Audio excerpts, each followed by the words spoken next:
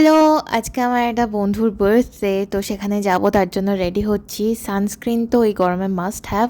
আর এই 9 to 5 কম্প্যাক্টটা ল্যাকমির থেকে, এটা আমাকে সারা গরম বাঁচিয়ে রেখেছে। জাস্ট মাস্কারা অ্যাপ্লাই করছি ফর দ্য মিনিমাল লুক, আর ব্লাশ তো ম্যান্ডেটারি।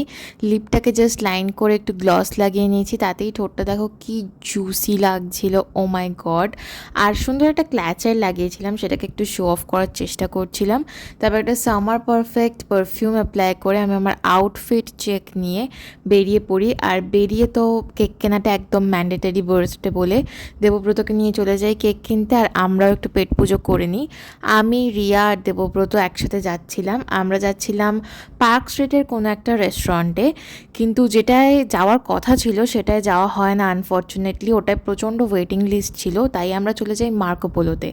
আর এই হচ্ছে আমাদের বার্থডে গার্ল।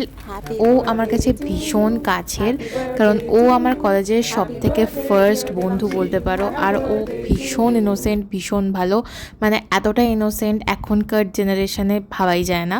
ও অনেক গিফটস পেলো, আমরা ওর বার্থডে সেলিব্রেট করলাম। মার্কোপোলো নিয়ে একটা কথা বলি, ওদের স্টাফ বিহেভিয়ার খুব বাজে ছিল, অ্যান্ড খাবারও খুবই খুবই বাজে ছিল। আমি আর কখনো যাব না নেক্সট টাইম। তারপর আমরা পান খেলাম, অনেক গসিপ করলাম, তারপর বাড়ি চলে আসলাম। দেখা হচ্ছে নেক্সট ব্লগে, টাটা।